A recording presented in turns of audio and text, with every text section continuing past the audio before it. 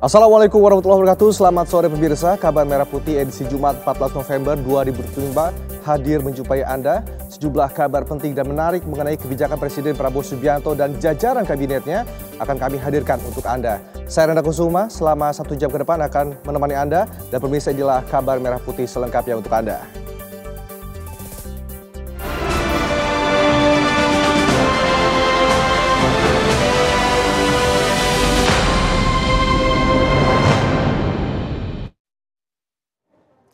Pemirsa, hari ini Raja Yordania Abdullah II bin Al-Hussein melakukan kunjungan ke Indonesia. Dalam kunjungan ini, Raja Yordania akan bertemu dengan Presiden Prabowo Subianto di Istana Kepresidenan.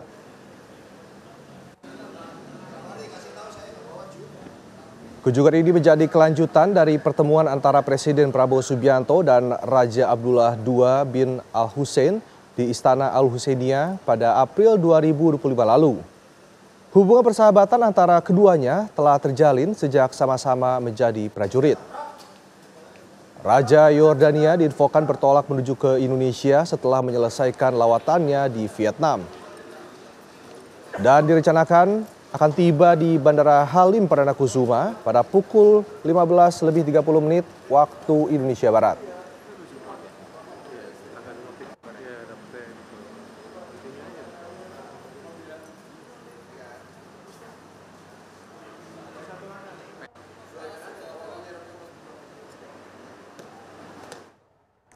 Raja Yordania Abdullah II bin Al-Hussein dijadwalkan berada di Indonesia selama 2 hari. Sejumlah ruas jalan di Jakarta akan ditutup sementara saat iring-iringan Raja Yordania melintas. 8 ruas jalan yang ditutup di Jakarta untuk sementara saat kunjungan Raja Yordania antara lain adalah Jalan Gatot Subroto, Jalan Sudirman, Jalan MH Tamrin, Jalan Merdeka Barat, Jalan HR Rasuna Said, Jalan Hos Cokro Aminoto, Jalan Raya Pondok Gede, Jalan Maijen Sutoyo, dan pemirsa, penutupan jalan akan dimulai pada hari ini pukul 16 waktu Indonesia Barat, lalu berlanjut pada esok hari Sabtu pukul 10.30 waktu Indonesia Barat saat iring-iringan Raja Yordania melintas.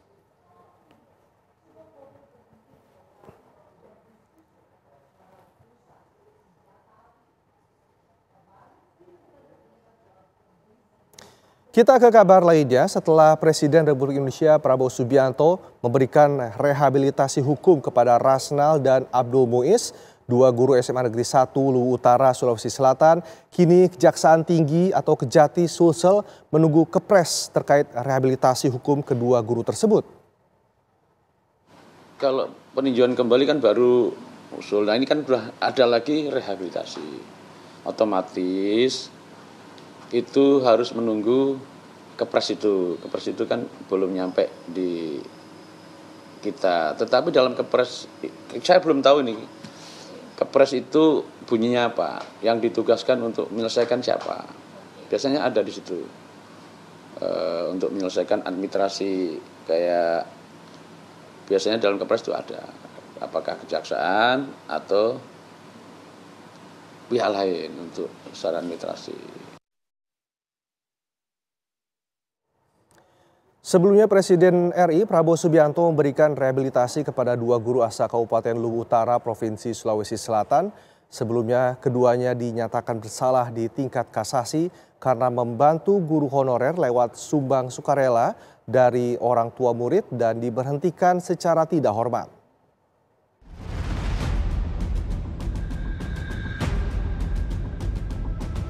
Keputusan Presiden Prabowo memberikan rehabilitasi kepada 2 guru asal Kabupaten Luwu Utara, Provinsi Sulawesi Selatan diambil sesaat setelah tiba di tanah air usai kunjungan kenegaraan ke Australia. Sebelumnya keduanya dinyatakan bersalah di tingkat kasasi karena membantu guru honorer lewat sumbangan sukarela dari orang tua murid. Alih-alih diapresiasi, keduanya justru dilaporkan oleh sebuah lembaga swadaya masyarakat ke polisi atas dugaan korupsi. Benarkah SMA 1 menarik pungutan dari orang tua siswa? Ya. Kalau benar, karena itu berdasarkan hasil kesepakatan rapat dengan orang tua siswa dan pengurus komite. Lalu pertanyaan lanjutan, bisakah saya periksa pembukuannya? Ya. Langsung saya bilang begini, Nah, polisi aja kalau mau periksa, jaksa mau periksa disurati dulu. Ya. Kamu ini barusan datang di rumah, saya tidak kenal Anda. Ya. Anda, saya tidak tahu tinggalnya di mana, anaknya siapa. Beretika sedikit. Ya. Nah, persoalan itu Anda mau periksa atau tidak, ya kalau kita ini sudah menjalin hubungan dengan tidak ada masalah. Oke. Lalu dia bilang lagi, dia sambung lagi, saya lapor di polisi. Ya.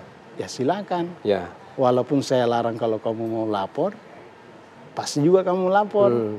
Ya cuma ya saya ingatkan, pertimbangkanlah bahwa ini semata-mata sekolah lakukan untuk mendorong bagaimana pendidikan itu bisa meningkat secara kualitas. Setelah proses hukum berjalan panjang, Mahkamah Agung memutuskan mereka bersalah dan menjatuhkan vonis 1 tahun penjara. Namun mereka tidak tinggal diam. Upaya mencari keadilan kedua guru tersebut berujung manis. Upaya gerasi yang digalang mendapatkan respon dari Presiden Prabowo Subianto dengan memberikan hak rehabilitasi kepada Abdul Muiz dan Rasnal. Tentu setelah kami mendapatkan keadilan melalui hak prerogatif Presiden, diterbitkannya rehabilitasi. Untuk itu pada kesempatan ini saya menyampaikan terima kasih saya yang paling mendalam kepada Bapak Presiden Republik Indonesia Prabowo Subianto. Tadi malam itu saya melihat raut wajahnya betul-betul ikhlas. Ya. Walaupun perjalanan dari Australia penerbangan itu kami ketemu jam 2:35 menit. Ya. Dan langsung cerah melihat kami mencari siapa yang guru yang pernah bermasalah. Ya. Dan duduk dia salami kami. Saya juga merasa bangga sekali ketemu Bapak Presiden. Beliau berjiwa besar dan betul-betul sangat konsen memperhatikan guru. Oke.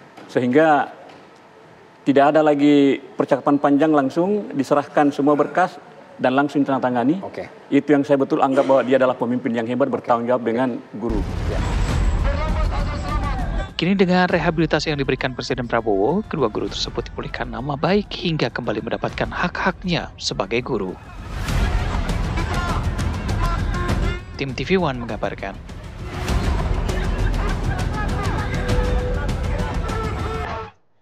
Pemirsa, kabar dari proses pencarian korban tanah longsor di Cilacap, Jawa Tengah akan kami hadirkan usai jeda berikut. Tetaplah di Kabar Merah Putih.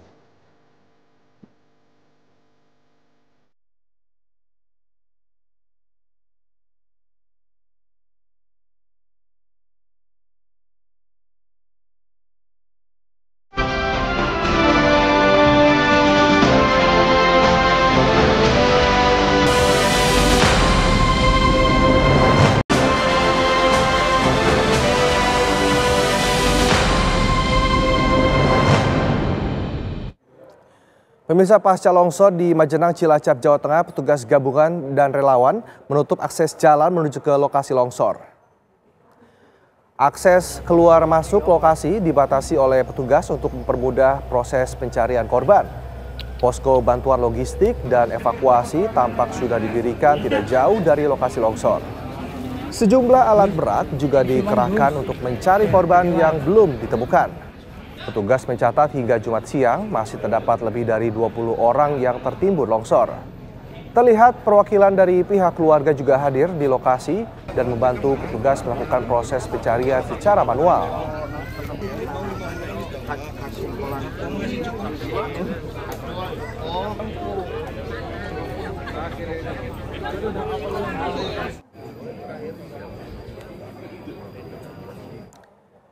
Jumlah korban bencana tanah longsor di Cilacap, Jawa Tengah bertambah menjadi 46 orang. Dengan rincian 23 orang selamat, 2 meninggal dunia, dan 20 dalam pencarian.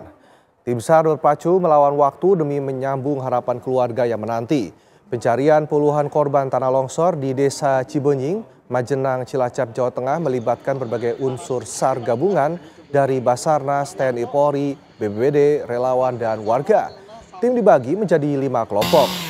Sektor A berada di Dusun Cibuyut dan Sektor B di Dusun Tarukahan.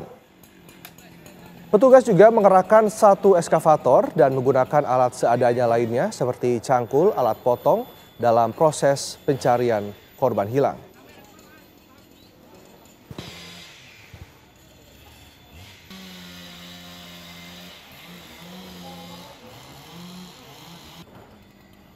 pukul 19.20 tadi malam, tapi tersebut kemudian akhirnya longsor menimpa dua dusun. Yang pertama ada dusun Cibuyut yang di atas, terus kemudian yang di bawah dusun Tarukahan, dusun Tarukahan.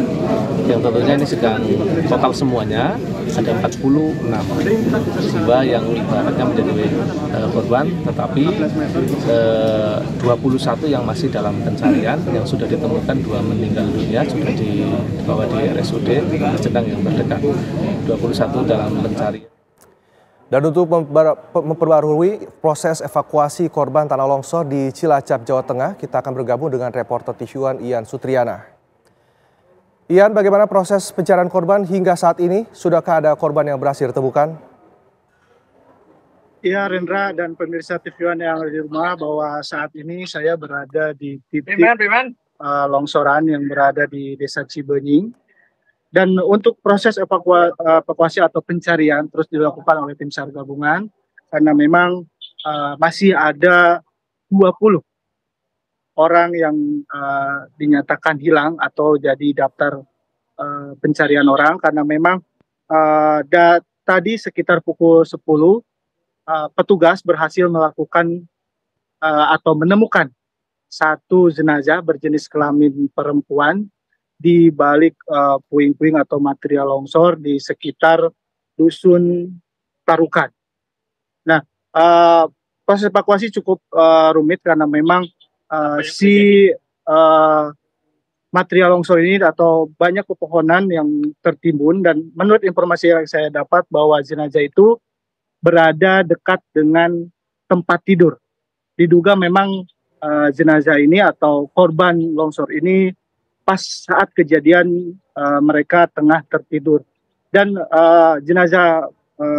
untuk jenazah yang berhasil dievakuasi, mereka larikan atau bawa ke rumah sakit umum daerah Majenal. Dan untuk proses evakuasi untuk saat ini pihak tim SAR gabungan telah menerjunkan 2 eskavator, karena memang tadi pagi memang baru 1, tapi karena memang lihat kendala atau lihat material longsor cukup tinggi, eskavator pun ditambah untuk mempercepat proses pencarian korban tersebut. Begitu, Rendra. Iya, lalu bagaimana dengan kondisi cuaca sejak pagi hingga sore hari ini? Apakah hal tersebut juga menjadi kendala dalam proses pencarian? Ya, untuk cuaca sendiri bisa dikabarkan pada saat ini, saat saya berdiri ini memang cuaca cukup mendung, dan semoga tidak turun hujan, karena memang kalau di saat ini turun hujan, ditakutkan adanya longsor susulan, karena memang menurut informasi yang saya dapat bahwa di mahkota retakan di atas itu ada sebuah genangan air yang ditakutkan merembas atau limpah ke material longsor yang saat ini tengah dilakukan evakuasi terhadap korban yang belum ditemukan. Dan untuk proses evakuasi sendiri, pihak tim SAR sudah membagi beberapa kelompok, yaitu ada 5 kelompok. 2 kelompok di sektor A, 3 kelompok di sektor B. Karena hal itu dilakukan untuk mempercepatnya terus pencarian korban yang sejumlah 20 orang. Dan untuk data terakhir bahwa total korban masih tidak berubah, baru 46, yang selamat 23, yang meninggal dunia 3, dan daftar pencarian 20 orang. Gitu, Renta. Baik, terima kasih Ian Sutriana, informasinya langsung dari Cilacap, Jawa Tengah. Dan pemirsa, kita beralih ke kabar lainnya. Polda Metro Jaya memeriksa Roy Suryo, Rismond Sianipar, dan Dr. Tifa sebagai tersangka kasus tuduhan ijazah palsu Presiden ke-7 Joko Widodo pada Kamis kemarin. Usai menjalani pemeriksaan, ketiganya tidak ditahan oleh Polda Metro Jaya. Roy Suryo dan kawan-kawan diperiksa selama lebih dari 9 jam dan berlangsung di gedung Ditreskrimum Polda Metro Jaya. Alasan penyidik tak melakukan penahanan lantaran mereka mengajukan saksi dan ahli meringankan.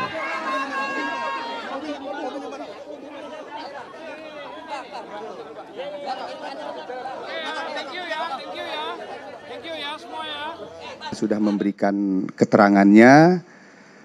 Setelah ini kepada ketiga tersangka kami perbolehkan untuk kembali ke rumahnya masing-masing.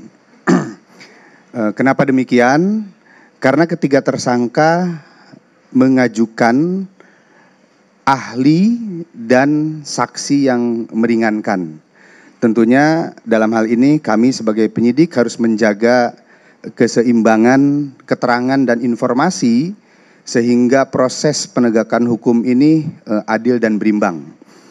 Kami akan melakukan konfirmasi dan pemeriksaan terhadap saksi yang diajukan, saksi yang meringankan, begitupun juga terhadap ahli yang meringankan atas permintaan atau permohonan para tersangka. Pemirsa, Keraton Solo akan menggelar prosesi Jumenengan atau penobatan Raja Baru Pakubuwono XIV. Kabarnya usai jeda berikut, tetaplah bersama kami di Kabar Merah Putih.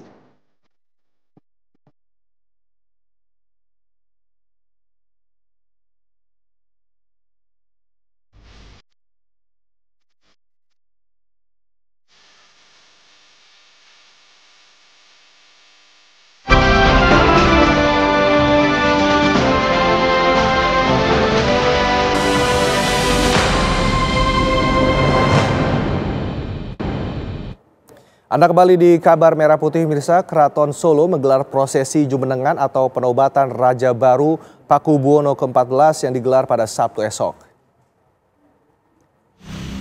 Panitia penyelenggara terdiri dari para sentono dan abdi dalam keraton. Pemasangan dekorasi janur kuning serta area lokasi Raja Baru untuk pertama kali dipaparkan atau didamparkan sudah mulai ditata, termasuk panggung dan kursi untuk para tamu undangan. Sementara itu, pemirsa, karangan bunga ucapan selamat atas dinobatkannya Raja Baru PB14 juga terus berdatangan.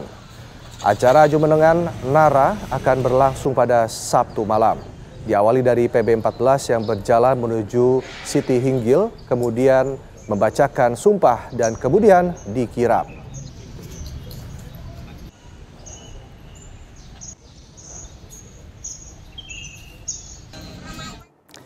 Informasi terkininya akan disampaikan oleh rekan Agus Saptono langsung dari Solo, Jawa Tengah. Selamat sore Agus, hingga sampai saat ini seperti apa persiapan untuk acara Jumenengan? Ya, selamat sore Rendra dan juga pemirsa. Benar sekali bahwa hingga saat ini persiapan menjelang Jumenengan atau penobatan Raja Baru Keraton Kasunanan Surakarta pada Sabtu besok hingga saat ini ataupun sore ini masih terus berlangsung. Pihak keraton sendiri terlihat sibuk untuk mempersiapkan baik di luar maupun di dalam keraton.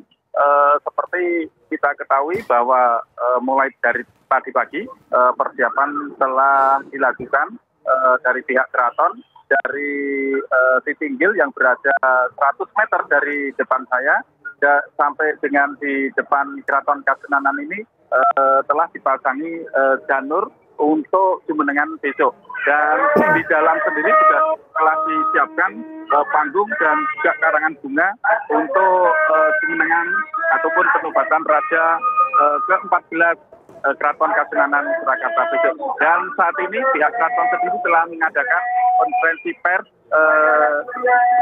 dengan para awak media yang dimulai pada pukul 14 tadi dan hingga saat ini juga belum keluar jumpa tersebut terkait dengan prosesi acara penobatan ataupun Jumenengan besok pagi.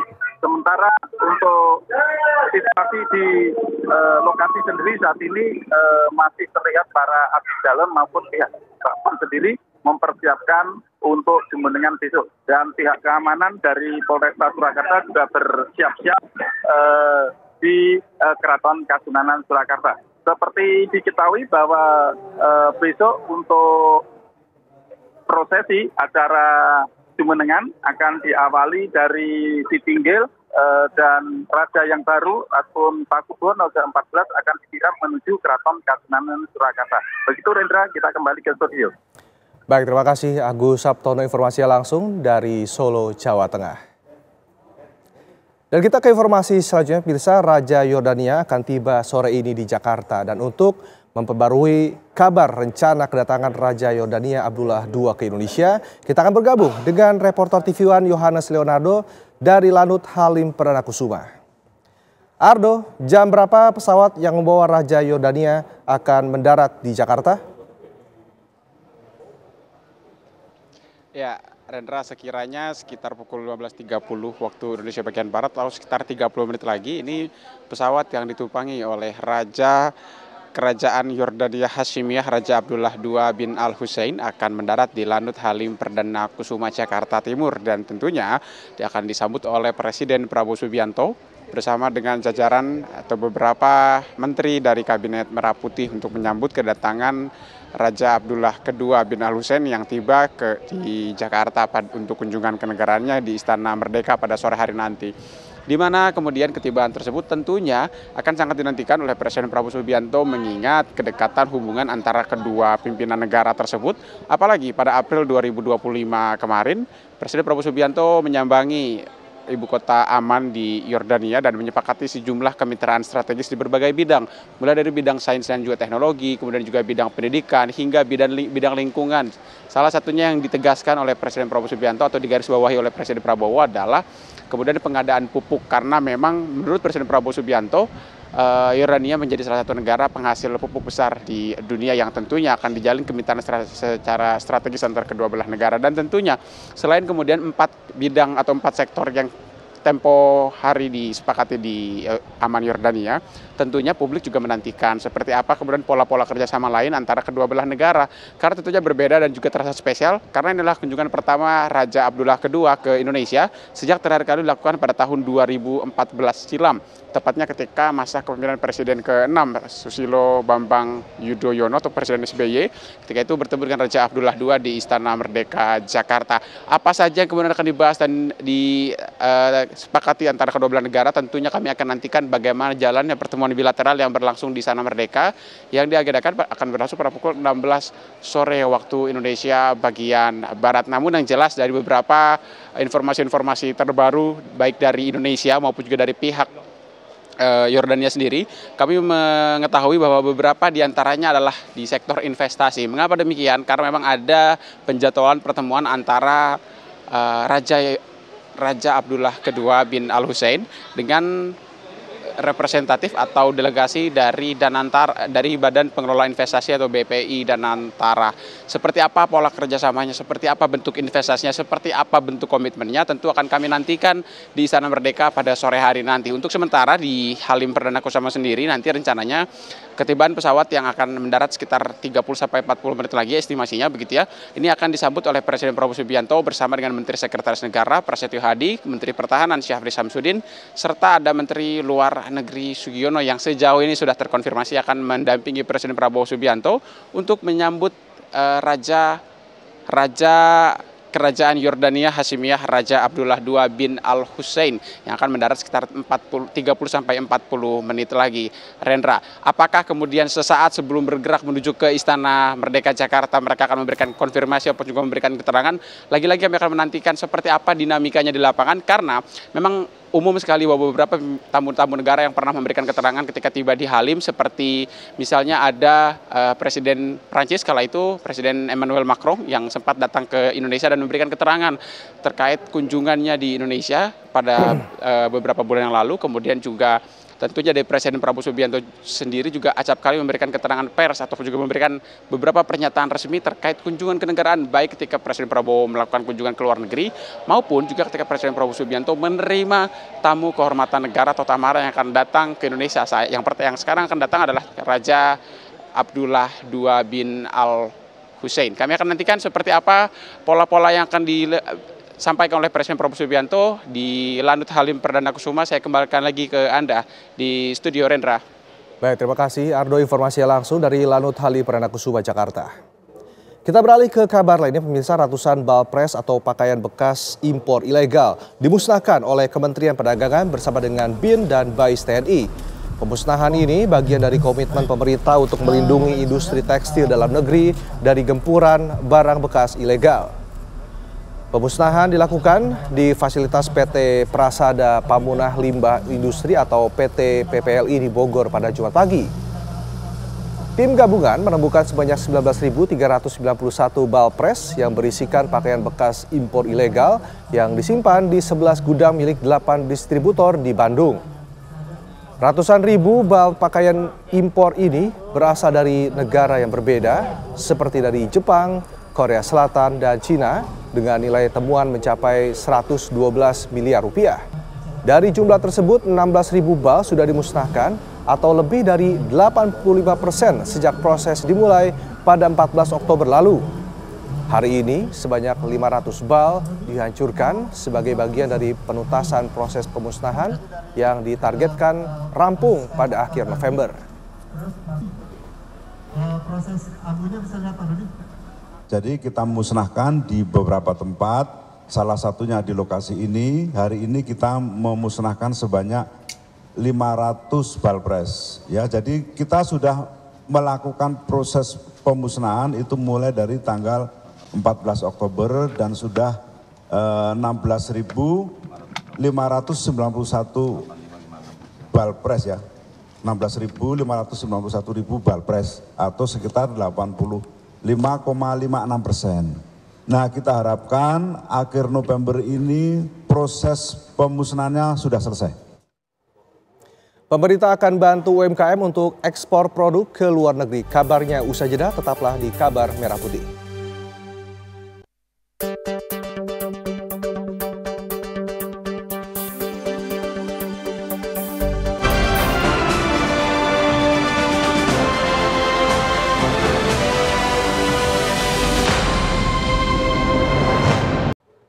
Kembali lagi di Kabar Merah Putih, Mirsa. Menteri Koordinator Bidang Infrastruktur dan Pembangunan Kewilayahan Agus Harimurti Yudhoyono menyerahkan sertifikat tanah kepada warga transmigran sekaligus meninjau potensi ekonomi di wilayah Ponu, perbatasan Indonesia dan Timor Leste.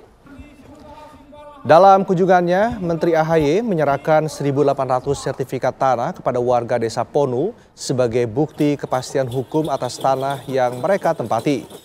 Penyerahan sertifikat ini merupakan komitmen pemerintah untuk memperkuat kesejahteraan masyarakat di wilayah perbatasan. Selain membagikan sertifikat, 3 Menteri Kabinet Merah Putih ini juga melihat potensi kawasan transmigrasi modern di Desa Ponu. Nantinya para menteri akan bekerja sama untuk memajukan Desa Ponu dengan memfokuskan pembangunan infrastruktur. Selanjutnya kepada Bapak Benediktus Sana. Dengan tersedianya air bersih yang cukup, maka para petani bisa panen tidak hanya sekali. Produksinya bisa sepanjang tahun, bisa 2 bahkan 3 kali setahun. Kalau indeks pertanaman atau intinya adalah bisa panen 2-3 kali setahun, itu bisa kita wujudkan, maka dengan sendirinya kesejahteraan petani dan masyarakat akan meningkat. Setuju? Ini juga yang harus kita perjuangkan. Pemerintah siapkan tambahan 20 triliun rupiah untuk memperkuat BPJS Kesehatan. Dana ini digunakan untuk menjaga agar program jaminan kesehatan nasional tetap berkelanjutan. Direktur Utama BPJS Kesehatan Ali Gufron Mukti menyebut dari total tambahan dana sebesar 20 triliun rupiah yang diumumkan oleh Presiden pada 15 Agustus lalu, sebesar 10 triliun sudah masuk ke Kementerian Kesehatan. Sisa 10 triliun rupiah lainnya saat ini tengah dalam proses penyaluran. Anggaran tambahan tersebut dipastikan bukan untuk kebijakan pemutihan tunggakan, melainkan untuk menjaga keberlanjutan program JKN. Adapun kebijakan terkait pemutihan masih menunggu peraturan Presiden dan juga koordinasi dengan Kemenko PMK. Jadi 20 triliun itu untuk sustainabilitas program JKN gitu. Jadi kalau untuk pemutihan? Untuk pemutihan yang diputihkan siapa? Ini nanti kita tunggu perpresnya. Yang inisiasi itu adalah Kemenko PM, Pemberdayaan Masyarakat, ya nanti kita tunggu. Tapi intinya itu bukan untuk sustainabilitas gitu. Itu adalah bagaimana kehadiran negara dan untuk orang miskin dan sekali ya. Tidak disalahgunakan, wah nanti kalau gitu saya nunggak saja suatu ketika nanti dibutuhkan, tidak. Pemirsa, Forum Indonesian Palm Oil Conference atau IPOC 2025 berlangsung di Nusa Dua Bali. PT Bakri Sawit Unggul ikut memeriahkan pertemuan insan pengusaha sawit tersebut. Hal ini merupakan langkah strategis untuk bersinergi melalui promosi bibit sawit terbaik. Forum Indonesian Palm Oil Conference 2025 dihadiri lebih dari 1.300 peserta dari 28 negara dan dengan lebih dari 100 stand pameran. Forum membahas isu global industri sawit yang semakin kompleks, mulai dari kebijakan tarif, regulasi anti-deforestasi Uni Eropa, hingga tantangan tata kelola dan keberlanjutan.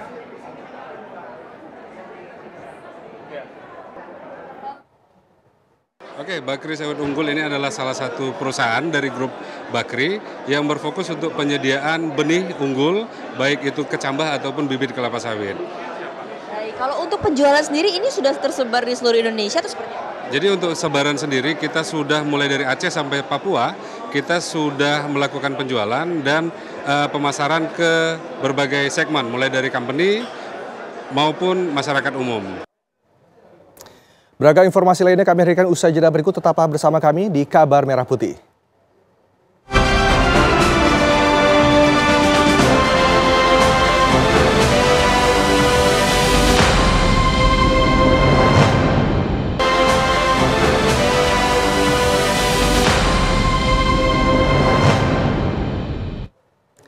Menteri Kebudayaan Republik Indonesia Fadlizon menghadiri pembukaan Indonesia Pacific Cultural Synergy atau IPACS 2025 yang diselenggarakan di Kupang, Nusa Tenggara Timur.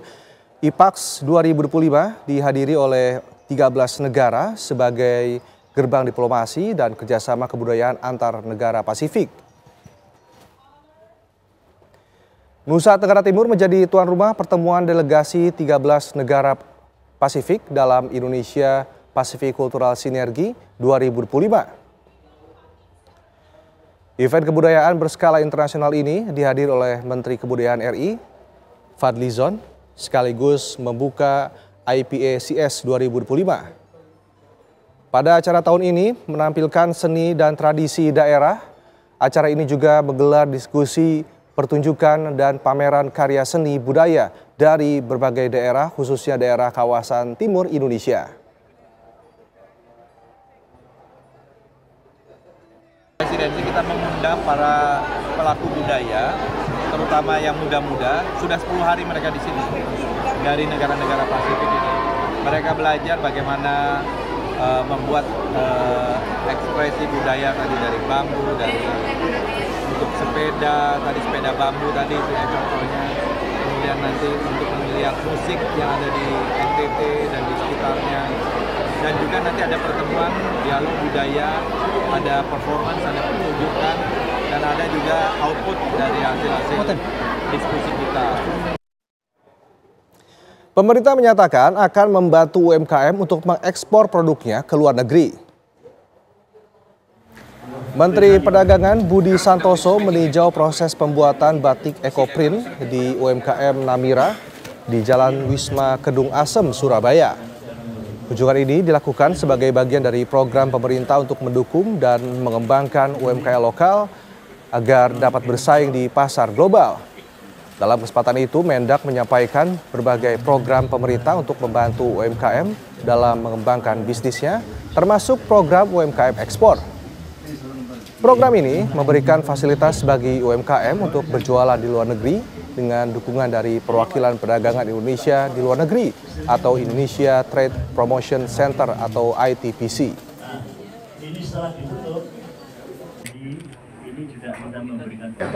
Jadi ketika berproduksi, ketika barangnya laku, otomatis ekosistemnya juga berjalan. Makanya kita punya program, tadi saya jelaskan, UMKM bisa ekspor, itu UMKM bisa berjualan di luar negeri, bisa ekspor, difasilitasi oleh perwakilan kita di luar negeri. Jadi perwakilan kita atas perdagangan ITPC itu sebagai marketing, ya marketing untuk semua eksportir di Indonesia termasuk UMKM.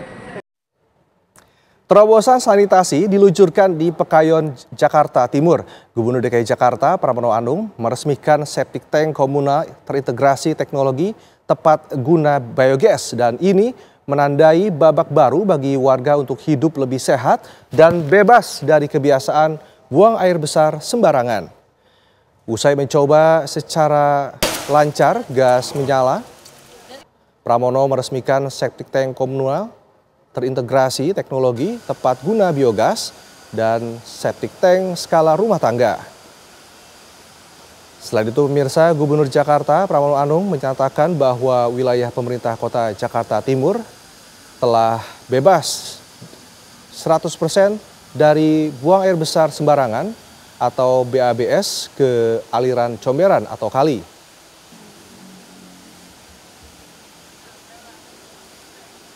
Dalam program instalasi septic tank ini secara komunal kemudian menghasilkan biogas sangat-sangat memberikan dampak manfaat yang positif bagi warga. Tadi saya juga menanyakan kepada warga kalau dulu mereka harus menyiapkan LPG, sekarang ini mereka sama sekali sudah tidak menyiapkan LPG. Dan ekosistem yang seperti ini, saya tadi berdiskusi dengan Pak Wali Kota, saya ingin mengembangkan menjadi lebih besar. Kita beralih ke kabar lainnya, pemirsa. PT KAI Daob 8 Surabaya telah membuka penjualan tiket kereta api reguler pada masa libur Natal dan Tahun Baru 2025-2026. Pembukaan pemesanan tiket secara online ini dilakukan jauh hari agar masyarakat dengan mudah merencanakan bepergian pada masa libur panjang nanti.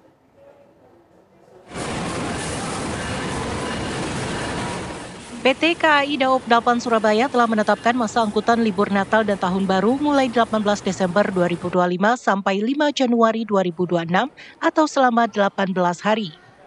Saat ini tiket kereta api jarak jauh sudah bisa dipesan secara online mulai H-45. Harga tiket tetap mengacu pada ketentuan tarif batas bawah dan tarif batas atas. Pembukaan penjualan tiket lebih awal ini memberikan keleluasaan bagi masyarakat untuk merencanakan perjalanan dengan lebih tenang dan juga nyaman, baik untuk liburan maupun kegiatan mudik di akhir tahun nanti. Di masa angkutan Natal dan Tahun Baru, setiap harinya PT KAI Daob 8 Surabaya memberangkatkan 44 perjalanan kereta api jarak jauh reguler dengan kapasitas 25.710 tempat duduk.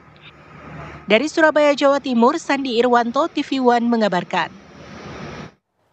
Informasi tadi berjumpa kita di Kabar Merah Putih hari ini. Saat lagi ada berita utama kriminal bersama Ninda Febiola yang akan hadir menemani Anda. Saya Rena Kusuma, pamit undur diri. Terima kasih. Sampai jumpa.